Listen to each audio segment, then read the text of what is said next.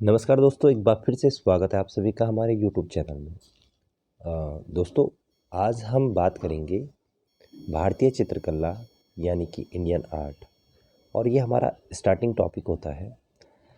दोस्तों, जब भी हम बीए में जाते हैं तो हमें सबसे पहले यही टॉपिक बताया जाता है।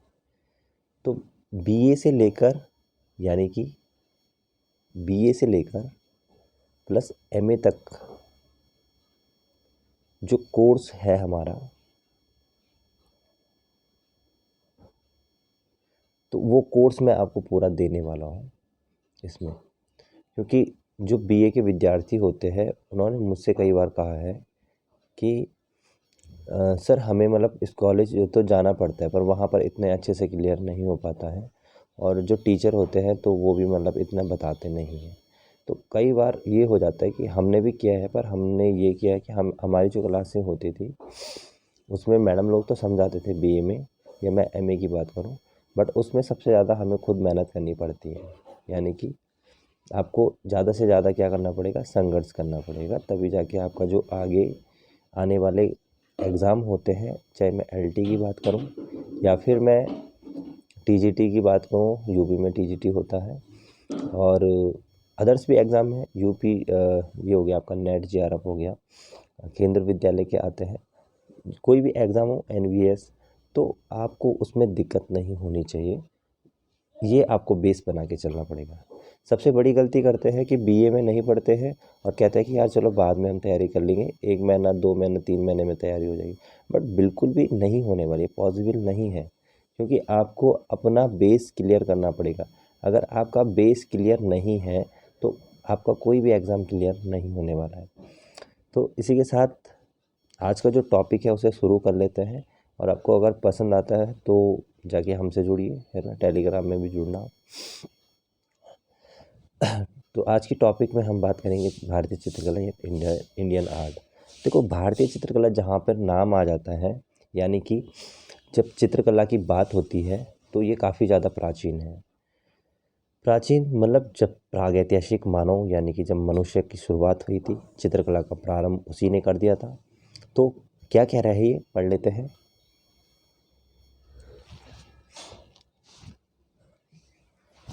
कह रहा है, तो यहाँ पे कह रहा है कि भारतीय चित्रकला का जो इतिहास है वो बहुत प्राचीन है। यानी कि जो मैंने अभी कहा आपको कि इतिहास यानी कि चित्रकला का इतिहास काफ़ी प्राचीन है, जिसका प्रमाण उत्तर प्रदेश, मिर्ज़ापुर, भीमबेटका, पंचमढ़ी, मध्य प्रदेश, होशंगाबाद, महाराष्ट्र आदि क्षेत्रों से मिलता है।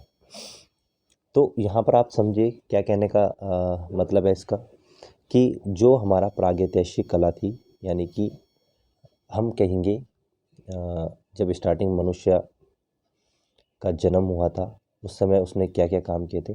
तो प्रागैतिहासिक जो काल था उसको 3 भागों में बांटा गया था।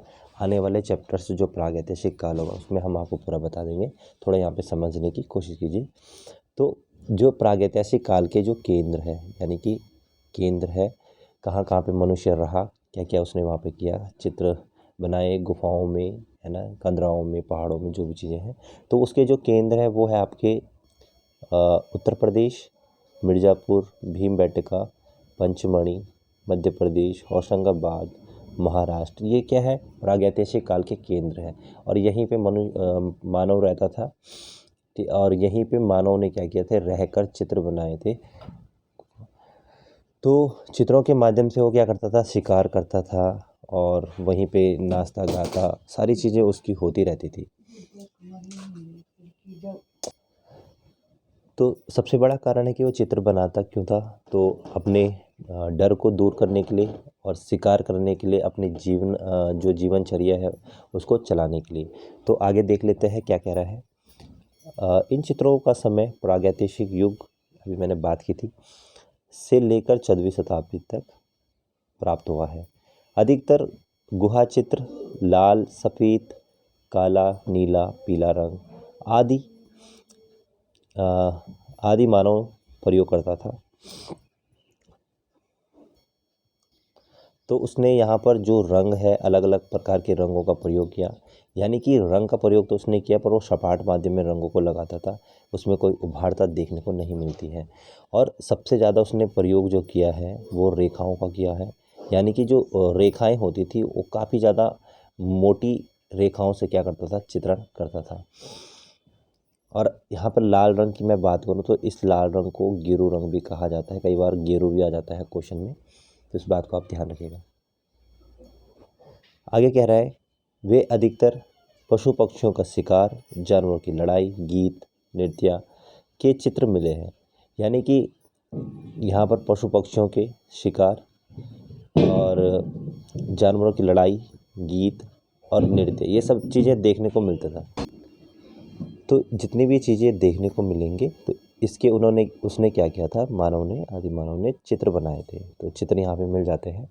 इसी के साथ हम बात करें आगे तो इसके बाद अजंता गुफाओं में की गई चित्रकारी जो भगवान बुद्ध के जन्मों जन्मांतरों के चित्रित चित्र है। यानी कि मैं बुद्ध भगवान जी की बात करूं तो अजंता गुफा में इनके 547 जन्म जन्मांतरों की कहानियां देखने को मिलती है। अजंता जो कि आपकी कहाँ पर है, अजंता गुफा महाराष्ट्र के औरंगाबाद में स्थित है। अजंता में 30 गुफाएं देखने को मिलती हैं और सारी गुफाओं में आपको अलग अलग चित्र देखने को मिलता है। यानी कि सारी भी नहीं कह सकते हम, 6 गुफाओं में चित्र प्राप्त है, बाकी सारी जितने भी गुफाएं हैं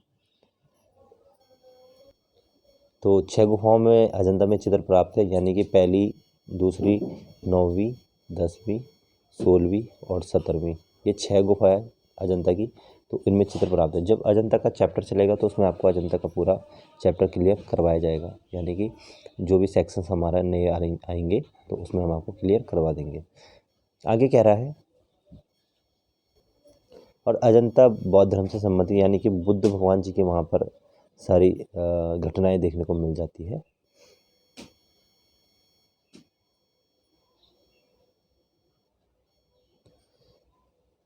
फिर कह रहा है कि मुगल चित्रकला, यानी कि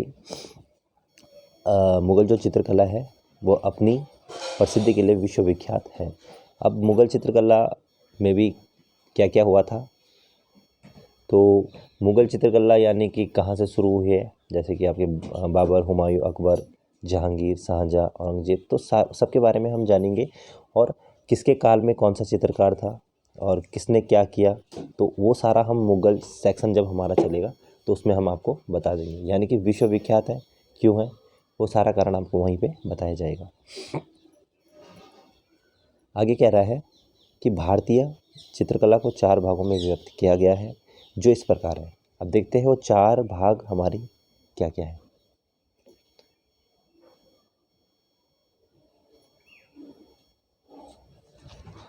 अच्छे से समझिएगा, आपके कंसेप्ट क्लियर होने चाहिए। पहला है यहाँ पे भित्ति चित्र। तो भित्ति चित्र किसे कहते हैं? भित्ति वह है जो दीवारों पर, गुफाओं की दीवारों, कंदराहों आदि पर चित्रित यानी कि होते हैं। और भित्ति चित्र को हम अंग्रेजी में म्यूरर कहते हैं, जैसे अजंता गुफाओं की। अब यहाँ पे एक चीज़ आप ध्यान रखिएगा कि जब भित्ति चित्र की बात आती है तो सर्वप्रथम भित्ति चित्र कहाँ पे प्राप्त हुए थे, तो वो आपका जोगीमारा हो जाता है। यानी कि जोगीमारा की एक गुफा है जिसका समय हम अधिकतर मानते हैं कि 300 ईस्वी पूर्व, और उस समय जैन धर्म चल रहा था, तो जैन धर्म से संबंधित है। अब जोगीमारा की कहानी भी मैं आपको बताऊंगा, आने वाले चैप्टर्स जो है सब सारे चैप्टर आपको क्लियर करवाए जाएंगे। फिर यहाँ पे कह रहा है कि ये दीवारों में, यानी कि दीवार पे, गुफाओं पर बनाए जाते थे जो चित्र, कंदराओं, और जोगीमारा में छतों पर चित्र बने हैं अधिकांश देखने को मिलते हैं। तो मतलब उसी को हम क्या कहते हैं, भित्ति चित्र कहते हैं। और अंग्रेजी में इसे म्यूरर कहा जाता है। तो म्यूरर भी कहीं पे आ जाता है तो आप समझ लेना कि भित्ति है ये। नेक्स्ट है चित्रपट। तो चित्रपट किसे कहते हैं? चित्रपट उसे कहते हैं जो कपड़े अथवा चमड़ों के टुकड़ों पर चित्रित किया जाता है, यानी कि जैसे कैनवास। तो चित्रपट हमारे जो होता है कपड़े, तो कैनवास क्या होता है पहले ये समझ लेते हैं, फिर हम क्लियर हो जाएगा कि कपड़ा क्या। इस प्रकार से, एक सेकेंड, इस प्रकार से आपका बोर्ड होता है कैनवास। जो ये आपकी साइड वाली बॉटम होती है वो लकड़ी की बनी होती है, यानी कि बिडिंग बोलते हैं हम उसे। और जो ये पूरा अंदर का एरिया होगा वो कपड़े का होता है। तो कपड़े का एरिया में इसमें हम कार्य करते हैं, और इसीलिए तो कह रहा है कि कपड़े, है ना। तो कैनवास भी कपड़ा है, और लकड़ी से मतलब कपड़े को दबाया जाता है, तो वो हो जाता है हमारा कैनवास। और वैसे कैनवास में अधिकांश जो आपको देखने को मिलेगा कि किस रंग से इसमें काम होता है, तो वो होता है आपका तेल रंग, यानी कि हम उसे कहते हैं तेल रंग। ऑयल कलर का ज़्यादा प्रयोग यहाँ पर देखने को, ऑयल कलर जो होता है उसका प्रयोग देखने को मिल जाता है। अब यहाँ पर बात आती है कि उसमें कैनवास में और भी रंगों से होता है, एक्रिलिक हो गया, मतलब आप अदर्स रंगों से भी कर सकते हैं, ऐसा कुछ नहीं कि आप ऑयल से ही करो, पर ज़्यादातर वैसे लोग ऑयल का ही इस्तेमाल करते हैं कैनवास में। चमड़े के टुकड़ों, तो यहाँ पर चमड़े के टुकड़ों पर भी मतलब चित्र होता है। चित्रपट जो होता है वो चमड़ों के टुकड़ों पर भी कार्य किया जाता है इसमें। नंबर 3 है चित्रफलक, यानी कि चित्रफलक क्या है, तो लकड़ी, पत्थर, धातुओं या गिलास पर चित्र बनाए जाते हैं, उसे चित्रफलक कहते हैं। जैसे शीशे पर बने चित्र, यानी कि हार्डबोर्ड पर बने चित्र, दो प्रकार से यहाँ पर देखने को मिल जाता है, एक शीशा, दूसरा आपके हार्डबोर्ड। तो चित्रफलक शीशे तो नॉर्मल है कि शीशे पे बना होगा, तो हार्डबोर्ड क्या होता है और चित्रफलक, ये इन पे काम होता है, ठीक है। तो इसी के अंतर्गत ये आ जाता है। अब लकड़ी, तो लकड़ी को ही आप क्या बोलते हो, हार्डबोर्ड। लकड़ी को ही हम क्या कहते हैं, हार्डबोर्ड कहते हैं। वो भी ऐसे ही होता है, हार्डबोर्ड किसी में भी हो सकता है, पोर्ट्रेट में हो सकता है, आपका लैंडस्केप में हो सकता है, और ये पूरा लकड़ी का होता है। कैनवास में तो अंदर मैंने बताया कि कपड़ा होता है, पर इसमें पूरा ये लकड़ी होता है। तो लकड़ी का जो बोल्ड होता है उसमें हम क्या करते हैं, डायरेक्टली कार्य कर लेते हैं।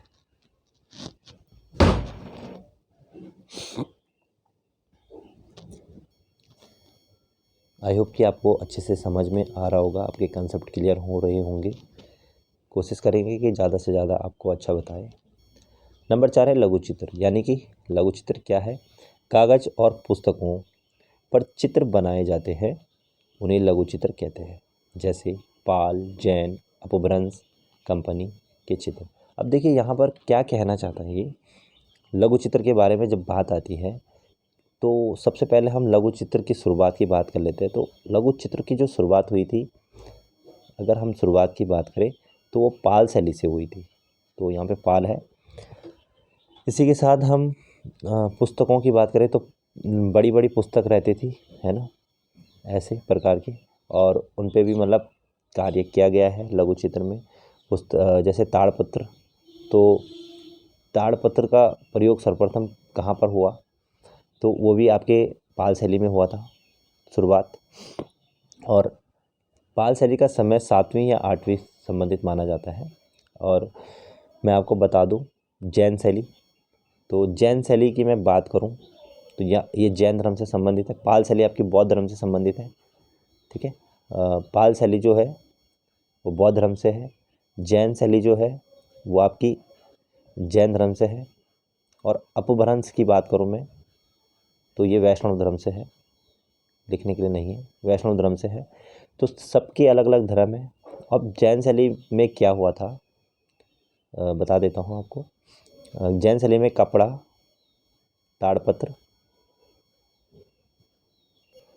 ताड़पत्र हो गया और कागज़, तो इनमें कार्य हुआ था जैन शैली में। इस प्रकार अपभ्रंश शैली में भी हुआ था, और कागज़ का सर्वप्रथम प्रयोग भी जैन शैली में ही हुआ है, कागज़ का। आई थिंक मुझे जितना आइडिया है, अगर आपको पता है तो आप नीचे कमेंट सेक्शन में बता सकते हैं। अगर गलत बता दिया तो उसके लिए फिर सॉरी। फिर क्या रहा है कंपनी शैली, तो कंपनी शैली में भी आपके चित्र देखने को मिलते हैं। कंपनी आपकी बाहर की हो गई, और कंपनी शैली में हाथी दांत पर भी कार्य हुआ है। तो आने वाले जो सेक्शन होंगे उसमें हम आपके सारे कंसेप्ट क्लियर करेंगे कि पाल शैली क्या है, जैन क्या है, अपभ्रंश क्या है, या कंपनी के हैं। तो लघु चित्र आप समझ गए होंगे। लघु मतलब होता है लघु जो होता है, लघु मतलब होता है छोटा छोटा। तो छोटा यानी कि जो पोथियाँ बनाई जाती थी वो इस प्रकार से होती थी, और इसमें क्या होता था कि लेख इस प्रकार से लिखे जाते थे, एंड यहाँ पर चित्र भी रहते थे, उनके बारे में बताया जाता था। इस प्रकार से ही होता है लगभग। चलिए आगे देख लेते हैं। अब आता है आपका इम्पोर्टेंट हेडिंग है। तो कह रहा है कि भारतीय चित्रकला के उद्देश्य क्या थे, देख लेते हैं। भारतीय पवित्र ग्रंथों में मानव जीवन के 4 प्रयोजन बताए गए हैं। अर्थ, धर्म, काम, मोक्ष। यानी कि अर्थ, धर्म, काम, मोक्ष को हमारे मानव जीवन का क्या है, इनको प्रयोजन बताया गया है चारों को। कह रहा है कि चित्रकला का लक्ष्य इन चारों साधनों की उपयोगिता से है। मार्कंडेय मुनि इनकी उपयोगिता से है, याद रखना। मार्कंडेय मुनि द्वारा रचित विष्णु धर्मोत्तर पुराण के चित्र सूत्र में एक सूक्ति व्यक्त की गई है। अब देखिए यहाँ पे मैं आपको समझाता हूँ अच्छे से। मार्कंडेय मुनि का ग्रंथ है कौन सा, विष्णु धर्मोत्तर पुराण, और उसके 3रे अध्याय में चित्रसूत्र नामक प्रकरण है, और चित्रसूत्र में क्या है, सूक्ति है, सूक्ति को व्यक्त किया गया है। तो सूक्ति का नाम है कलानाम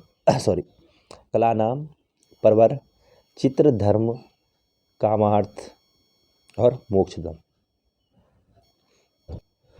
तो इसका अर्थ जो है वो यही है कि चित्रकला के द्वारा अर्थ, धर्म, काम, मोक्ष की प्राप्ति जो है ना, वो इसी को माना जा रहा है कि कला, ठीक है आगे दिखाता हूँ, 1 मिनट है। तो मतलब चित्रकला को कुल मिला के इस प्रकार से विष्णु धर्मोत्तर पुराण में रखा गया। अब कई बार क्वेश्चन आ जाता है कि ये कहाँ से लिया गया है, तो आपको आंसर सीधा क्या देना है, चित्रसूत्र से लिया गया है। यानी कि विष्णु धर्मोत्तर पुराण के 3रे खंड में चित्रसूत्र है, उससे लिया गया है।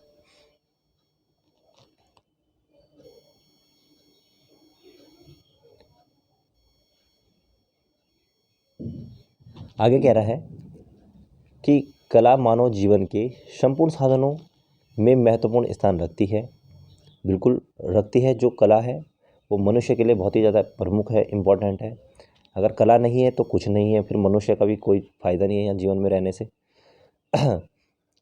मानव जीवन जीने के लिए कला की उपयोगिता, हर कार्य में कला की भूमिका अहम मानी जाती है। यानी कि हर जो कार्य है उसमें कला प्रमुख है। अब मैं आपको कला बता लेता हूँ कि क्या होती है, थोड़ा सा इसको क्लियर कर लेते हैं। देखो कला क्या है, सबसे इम्पोर्टेंट है कि कला क्या है। तो कला वह है जो हर मनुष्य के अंतर्गत होती है, और अंतर्गत नहीं, हर मनुष्य के अंदर होती है, सॉरी, है ना। तो कला जो होती है वो भावों के माध्यम से क्या होती है, प्रकट होती है। यानी कि जो आपके अंदर भाव चलते रहेंगे तो उस माध्यम से आप कला को क्या करोगे, व्यक्त करोगे। यानी कि अगर मुझे चित्र बनाना आता है तो मैंने जिस चित्र के बारे में सोचा और उसको प्रकट कर लिया, तो मेरे अंदर वो क्या है, उस चित्र का भाव था, मैंने उसे भावों के माध्यम से प्रकट किया, तो मेरी कला होगी। किसी के पास संगीत कला होती है, गाने की अच्छी कला होती है, किसी के पास नाचने की, मतलब कलाएं बहुत प्रकार की है। यानी कि जब हम बात करेंगे कलाओं के बारे में, तो कलाएं जो है हर विद्वान ने अलग अलग प्रकार से बताया है, तो उनके बारे में भी हम जानेंगे कि कला क्या है। परिभाषाएं भी देखेंगे कि किस विद्वान ने किस प्रकार की कला की परिभाषा दी है, वो सब हम जानेंगे आगे। अगला कह रहा है, यह है भारतीय चित्रकला की विशेषता। तो विशेषताएं जब बात होती है तो ये टॉपिक बहुत ज़्यादा इम्पोर्टेंट हो जाता है, क्योंकि अगर हम जो भी काम करते हैं उसमें विशेषता बहुत ज़्यादा महत्वपूर्ण होती है। तो देख लेते हैं। भारतीय चित्रकला की विशेषताएं निम्न है। सबसे पहली है धार्मिकता। नंबर 1 धार्मिकता।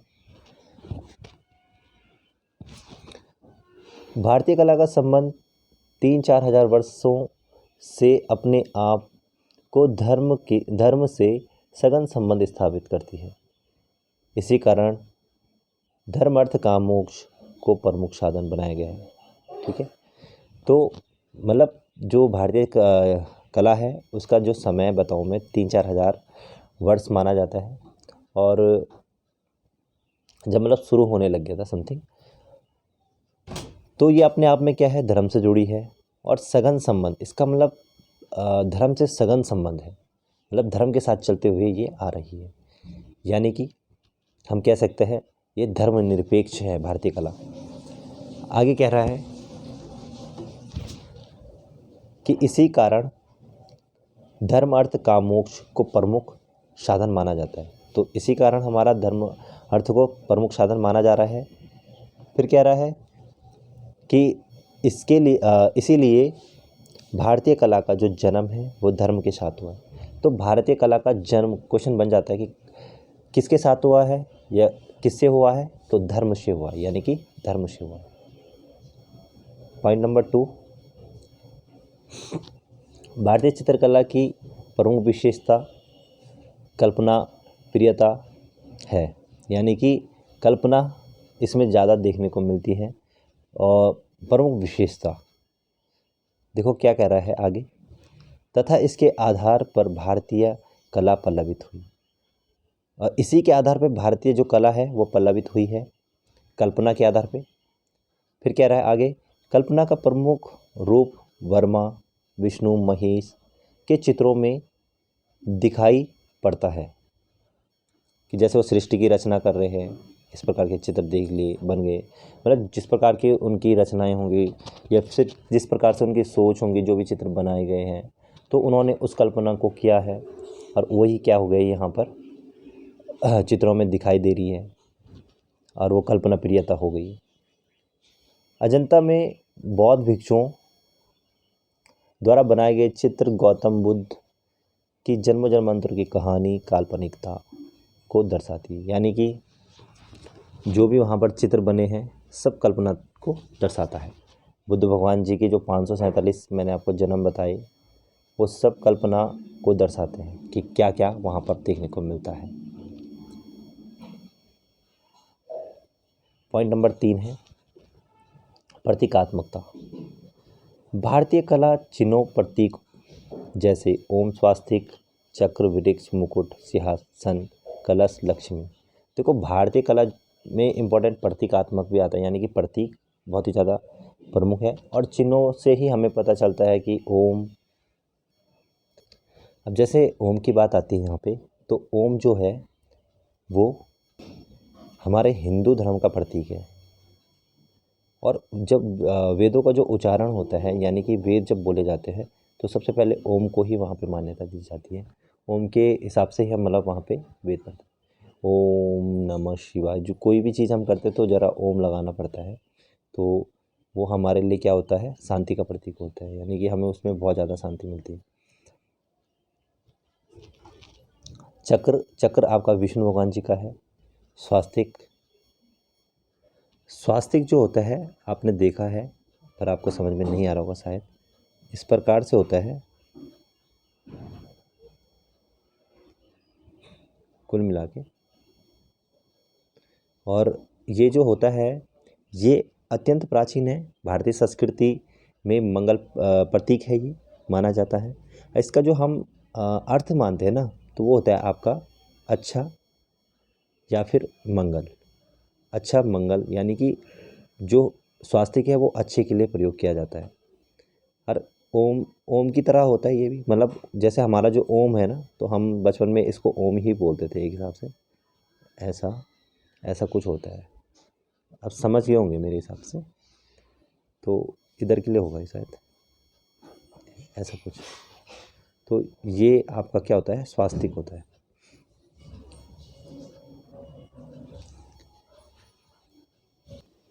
अब यहाँ पर चक्र बताया जा रहा है, तो चक्र जो है सम्राट अशोक के समय से चलता आ रहा है। तो जो अशोक है, अशोक चक्र जो है, तो उसके अशोक के समय के जितने भी शिलालेख है उनमें चक्र हमें देखने को मिलता है, उसके समय से चलता हुआ आ रहा है। और अशोक सारनाथ जो है, सारनाथ से अशोक जो चक्र लिया गया है, भारतीय तिरंगा का प्रतीक माना जाता है। तो धर्म धर्म चक्र चक्र धर्म यानी कि जो प्रतीक है, जो यह चक्र है वो धर्म चक्र का प्रतीक है और इसे हमारे राष्ट्रीय ध्वज में अशोक चक्र को क्या किया गया है, स्थान दिया गया है। अब यहाँ पर जो वृक्ष है, तो वृक्ष की मैं बात करूँ तो ये पीपल के वृक्ष की बात हो रही है, पीपल के वृक्ष की बात हो रही है यहाँ पे। तो अगर हम बात करें तो इसे हम त्रिमूर्ति का प्रतीक मानते हैं। त्रिमूर्ति यानी कि ब्रह्मा विष्णु और महेश। तो यहाँ पर कहा भी जाता है कि जो इसकी छाल में जो है वो विष्णु भगवान जी है, जड़ में ब्रह्मा है और शाखाओं में शिव रहते हैं, यानी कि तीनों भगवानों को यहाँ पर क्या हुआ है, वर्णन हुआ है। तो इसीलिए तो हमारे हिंदू धर्म में क्या करते हैं, पीपल की पूजा की जाती है। वैसे इसका अर्थ यही होना चाहिए, एक बार आप लोग चेक कर लेना वृक्ष का। अगला है आपका मुकुट। मुकुट तो हम कह सकते हैं कि जो राजा महाराजा रहते थे तो वही ज़्यादा पहनते थे, तो उन्हीं का प्रतीक माना जाता होगा इसे। सिंहासन, सिंहासन की बात करें, सिंहासन भी ऐसी है कि मतलब ये भी हमारे पुराने जो रीति रिवाज थे, यानी कि पुराने समय की मैं बात करूं तो अशोक के टाइम की बात करूं तो सिंहासन जो होते थे वो काफ़ी ज़्यादा सजे धजे होते थे, सुंदर माने जाते हैं। और इनको हम कह सकते हैं कि तीर्थकर जो मतलब होते हैं, सिंहासन तीर्थकर जो होता है तो उसमें श्रेष्ठ गुण परिचायक होते हैं, यानी कि सिंहासन सर्वश्रेष्ठ का प्रतीक मान सकते हैं एक हिसाब से। तो यहाँ पे हम अगर कलश की बात करें तो ये भारतीय संस्कृति का सर्वोच्च सर्वप्रथम प्रतीक माना जाता है और बहुत ज़्यादा सम्मान हम इसे देते हैं। कोई भी पूजा होती है तो उसमें हमें इसे प्रयोग करना पड़ता है और कलश पूजन में ही कार्य आता है, पूजन के कार्य में ही काम आता है ये हमारे। जैसे गणेश की पूजा होती है तो उस समय कलश को भी मान्यता दी जाती है। अगला है लक्ष्मी। तो लक्ष्मी तो धन धन्य का प्रतीक होना चाहिए, क्योंकि लक्ष्मी माता धन का प्रतीक है और हम उनकी पूजा करते हैं। दिवाली के टाइम की बात करो तो लक्ष्मी पूजा के दिन हम उनकी काफ़ी ज़्यादा पूजा करते हैं कि जो हमारा काम है वो अच्छे से चले और अच्छे से हमें मतलब धन की प्राप्ति हो, तो हम इसलिए माता लक्ष्मी की पूजा करते हैं। आगे देखिए क्या कह रहा है। अब सबसे मेन बात आ जाती है कि प्रतीकों का विशेष स्थान, प्रतीक, अच्छा ये हो गया, ठीक है, प्रतीकों का विशेष स्थान रहा है, ठीक है। प्रतीक कला की भाषा होती है, यानी कि प्रतीकों से ही हमें पता चलता है कि ये कला है। नंबर 4 पॉइंट है अलंकारिकता।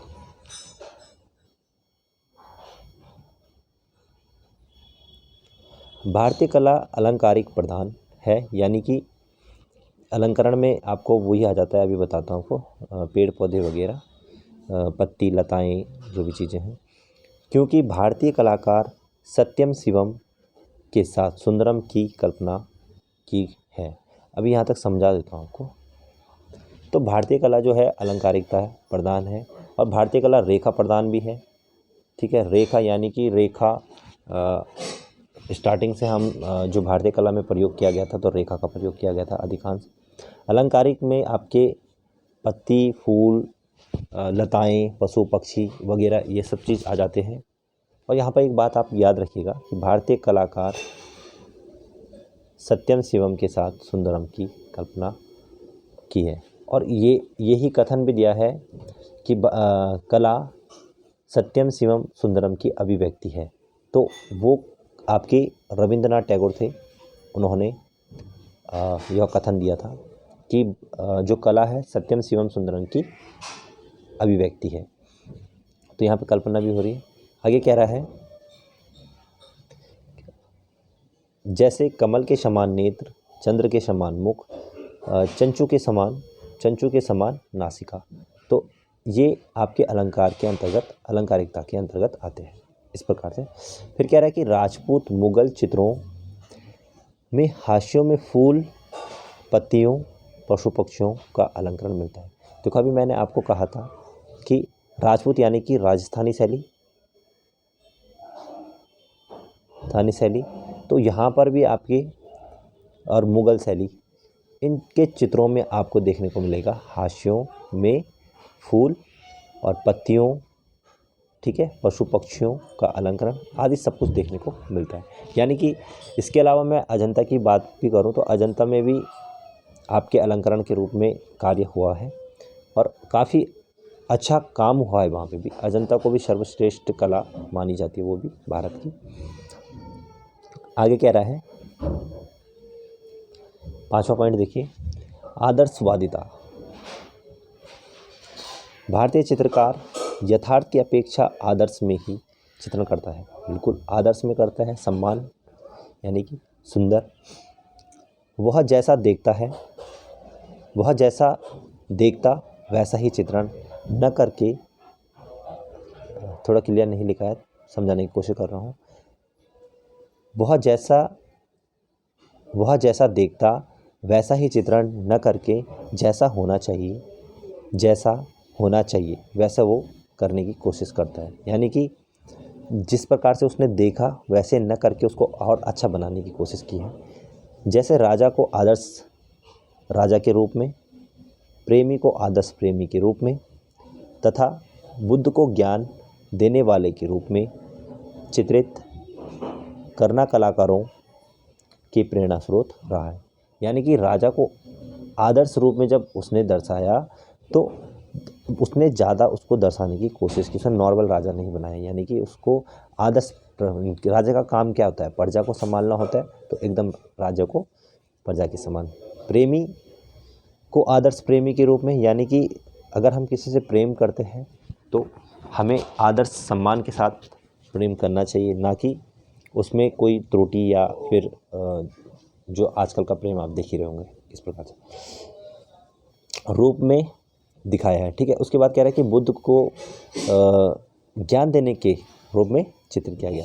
तो बुद्ध भगवान जी को जो बनाया गया है एक आदर्श के साथ, आदर्शवादिता के साथ ज्ञान देते हुए बनाया गया है।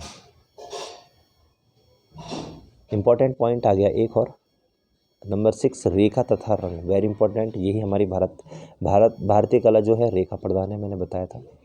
और रंग भी हमारे भारतीय कला में इम्पॉर्टेंट माने जाते हैं।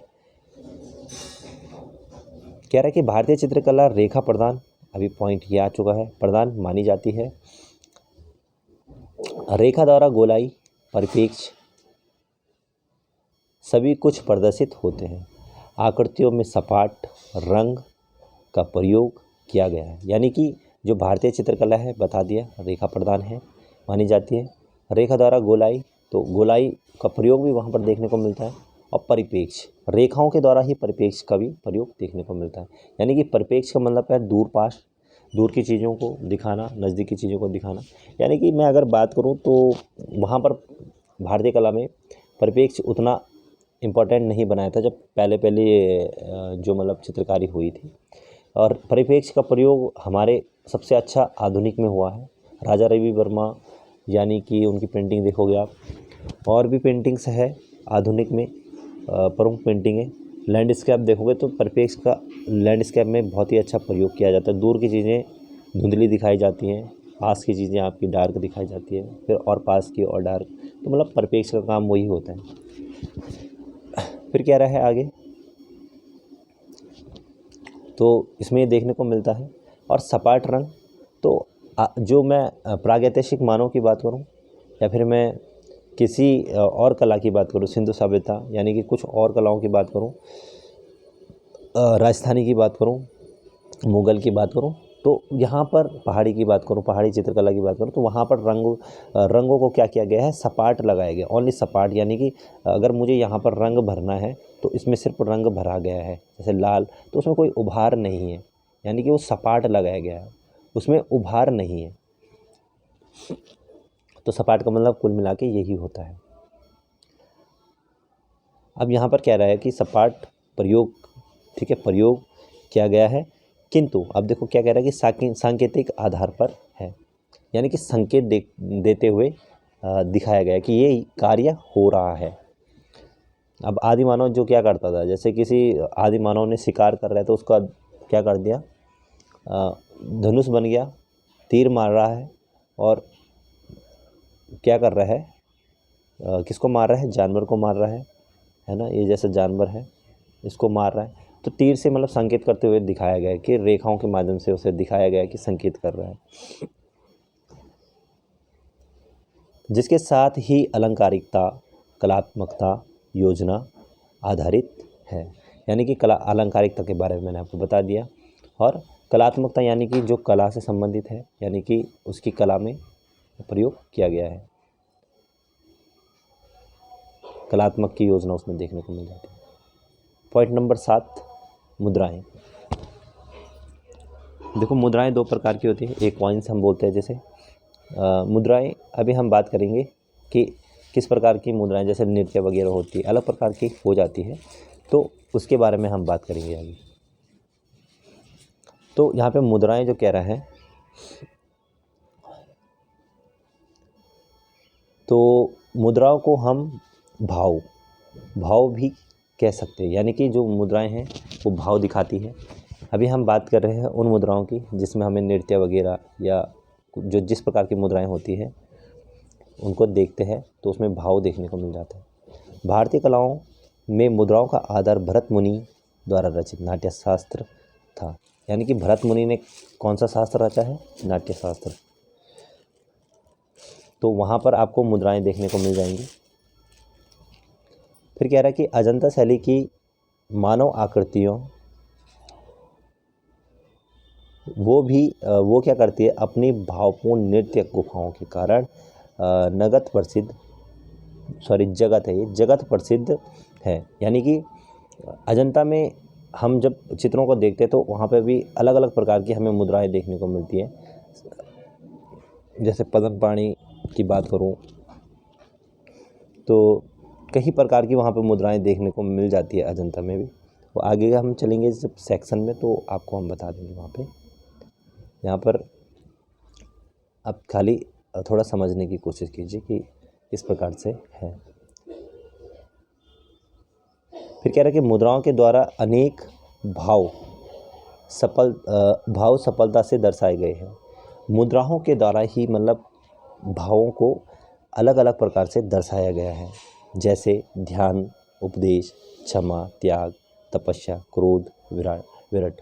तो उपदेश यानी कि जैसे अजंता की मैं बात करूँ, वहाँ पे महात्मा बुद्ध क्या कर रहे हैं, उपदेश देते हुए क्षमा याचना का एक चित्र है वहाँ पे अजंता में। त्याग मतलब ग्रह त्याग जो कि 16 गुहाओं में आपको देखने को मिलेगा महात्मा बुद्ध का। तपस्या करते हुए क्रोध, विराट, मतलब अलग अलग प्रकार की मुद्राएं आपको वहाँ पे देखने को मिल जाएंगी। तो ये थे हमारी मुद्राएं। अब दूसरी जो मुद्रा होगी वो हम बात करेंगे जब हम कि चित्रकला कहाँ कहाँ पर हमें देखने को मिल जाती है, अध्ययन करेंगे जब हम चित्रकला का। अब है हमारा नेक्स्ट कलाकारों के नाम। तो प्राचीन कलाकारों ने अपने चित्रों में नाम अंकित नहीं किया। यानी कि जो प्राचीन कलाकार थे उन्होंने अपने चित्रों में नाम नहीं अंकित किए, नहीं लिखे हैं, किंतु राजस्थानी चित्रशैली में कहीं कहीं कलाकारों द्वारा नाम अंकित मिलता है।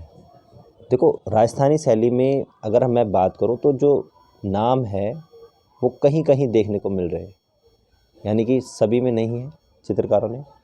और मुगल काल में चित्रकारों के द्वारा चित्रों पर नाम लिखने की प्रथा प्रचलित हुई। तो मुगल काल की मैं बात करूं तो मुगल काल में चित्रों की पहचान हो जाती है। जैसे पशु पक्षी के चित्र जो बनाता था वो मंसूर बनाता था, है ना।